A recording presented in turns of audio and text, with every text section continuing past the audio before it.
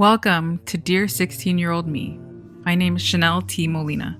Well, a few things. Just Stick a Fork in It, Chanelle T. Molina Consulting, Storybook Scrunchies. In the words of Daniel Hillard in Mrs. Doubtfire, I cook, I bake, I sew. I also read, I write, whatever. I've journaled since I was 9, and here you'll find those entries of drama, enough hyperbole to make your head explode, and mainly reflections of a kid who had no idea how to navigate life. She thought she knew, but she had no idea, and still kinda doesn't. Come with me on this journey of basically self-diagnosis. Hope you enjoy. This first season is dedicated to my brother from another mother, LD. We lost him last October. LD. Your reactions to my narrations of text messages are the reason I decided to really even do this. You really knew how to gas me up and make me feel like anything was possible. This is for you. I love you forever.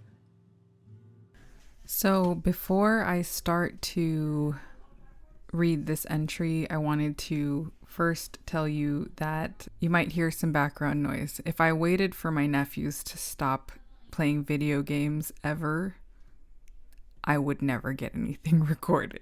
Anyway, the first thing that I wanted to explain was the fact that my birthday is December 16th and Michaela, my little sister's birthday, is December 17th. We are 12 years apart, and at the end of this episode, you'll hear me explain that we had combined birthday parties. And the other thing that I want to explain is that my parents were divorced. She is technically my half-sister, and the woman named Carla in this episode is her aunt, not my aunt. So all in all, this will be a 2-part entry about my 16th, my golden birthday, and Michaela's 4th birthday party. Lastly, and though you probably don't want it, there is a photo of the keychain that I will be referring to in this episode in the show notes. All right, here we go. December 16th, 2001. It's 1:08 a.m. and my stomach hurts. Happy birthday to me. Yay. No, not really. My first act of birthday girlness flopped. I woke Akira up and told him to get up off the couch and go to his room to sleep. And he wouldn't. So I told him it was my birthday. But still nothing. And I proceeded to breathe in his face until he became nauseated with my rancid, nasty breath. Samantha came over and Yinong painted my room. Well, we helped, but you know what I mean. I didn't talk about what I was supposed to yesterday. Well, whatever, dude. That entry ended, and then later that day, I wrote again at around 10:16 p.m. per my journal. And this is what I said. 10:16 p.m. Whew, what a day. Nothing too special, really. By the way, my room is really tight, dude. And now I have time to talk about all that stuff I didn't talk about before. So where to start? 12 p.m. Sam and I went to the park in our PJs. We saw that cute Dean kid. An old guy winked at me, but not like that. He was telling his kid to come ask me if he could swing. 2:30 p.m. Everyone started to come around this time. It was especially exciting when Carla and Michaela's grandma showed up unannounced. Yeah. Carla's a bee. Happy birthday to me, Mom. Jessica came and we all jammed for a while. It's pretty cool that her and Samantha get along. Then we blew out the candles and opened presents. I got some cool stuff. I was disappointed that my own mom didn't get me anything. Like she got me a pair of toe socks and $60. What the hell is that about? Get your daughter something that you'll enjoy seeing her face light up when she opens it. But no. I mean, yeah, cool, thanks. You don't know me at all. Dita Pebis got me a manicure set. Ninong, Auntie Katie, Samantha, Cameron got me a bedspread, sheets, pillow, and a caricature. Also a valance and this really cool Poop Keychain. And Jessica got me the new Alien Ant Farm album, tribute CDs from 9/11, a black light, and a lipstick. And Jashawn got me some new DCs. I don't really remember anything else. Sorry, man. Effing Michaela. Ugh. I got that poop keychain, Samantha, and I was excited because the keychain was so cool and new. So Michaela takes it out and pulls all the poop out. Ugh, I hate that. It has not been too good of a birthday. I fought with too many people and my eyes hurt and I want to set up my computer. Should I? And I don't feel like writing this anymore, but I still haven't explained about the stuff I was supposed to on Friday. Me and Jessica were talking about who we'd go out with in auto shop. I picked Jared and Robert, and she picked Robert. Love, Chanelle.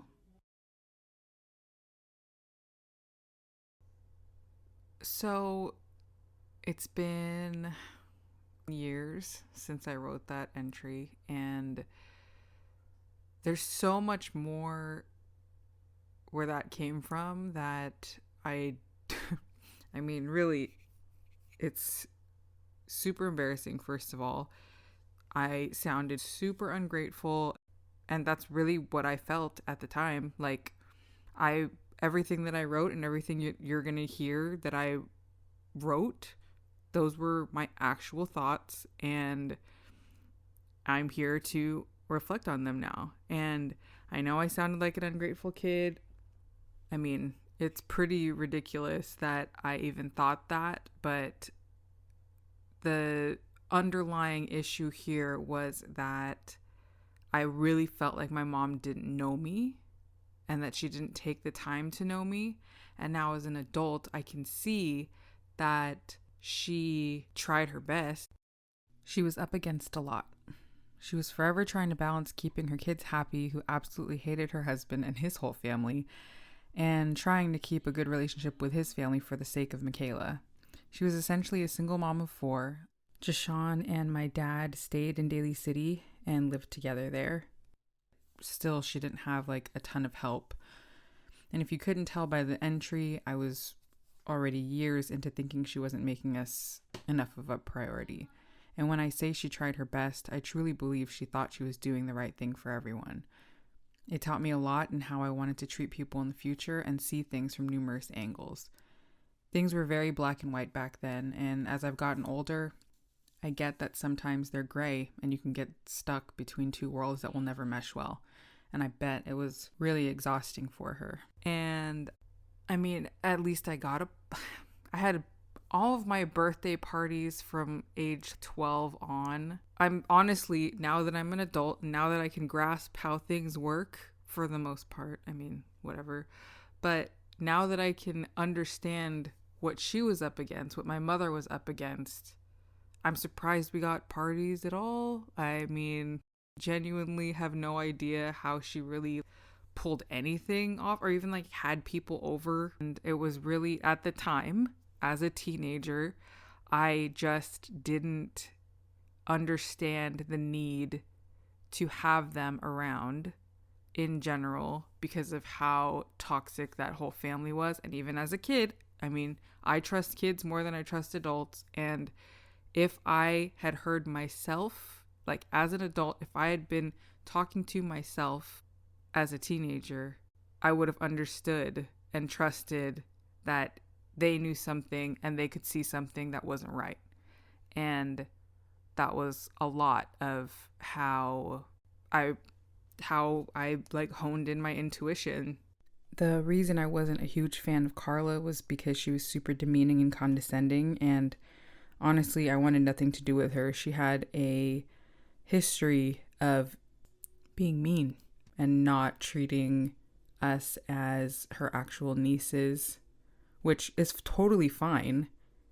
But to make it very evident and known to other people that we were never going to be her family, something that always rubbed me the wrong way and made me feel really small. It's one thing when you're being made to feel small by another kid, by a peer, but it's a whole different ballgame when it's an adult that's telling you that as a child.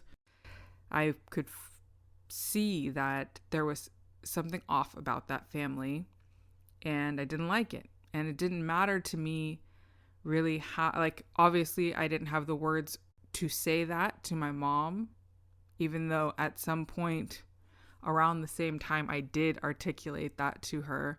but it wasn't something that she was ready to hear. It wasn't something that I was really ready to say at the time. And it came out in that entry as ungrateful and rude, and it's pretty embarrassing to like read back. And it's a lot of these. I mean, I've really gone through a lot of these entries, and a lot of them are very emo. And you'll see that going forward. So to my friends and family that are parents, listen, you won't always get it right. Your kids won't always get it right. You won't know you got it right until your kid is 35 and essentially walking through life wanting to write love letters to every person in their life through a podcast. You also won't know what you got wrong until your kid is 35 and still talking about childhood trauma on a podcast. I don't really use Facebook anymore, but when I did, I used to do quotes of the day. And the quote of the day today would have been, be who you needed when you were younger. And if I could offer any advice, any unsolicited advice to anybody, not even just parents, whoever, if you are around children and they have something to say to you, listen to them. My crowning achievement is that the people I love know that I love them without me having to tell them. And that's for sure something I got from my mom. And like I said, I mean, every teenager I feel talks in hyperbole. Everything's the worst thing. That's the worst thing that's ever happened to me, blah, blah, blah. And there are things that really I did go through and my whole family went through, everybody. And they were technically, you could describe them as hyperbolic situations, really the worst situations. I still think it's pretty freaking dramatic. Do you think my mom doesn't know me at all? Whatever. On to the next. Thanks for listening to Dear 16-Year-Old Me with your host, Chanelle T. Molina. You can find me at chanelletmolina.com or on Instagram, Chanelle T. Molina, or you can shoot me an email at hello@chanelletmolina.com. Let me know what you think. I'd love to hear from you. Stay tuned until the next episode where we deal with, boys. Oh, and P.S. The goal was to have this episode ready to rock for my niece Cameron's 16th birthday. And that is today. So happy birthday, Cam. And P.P.S. I wanted to thank Ryan for recording my intro and outro music for me. Okay, love you. Bye.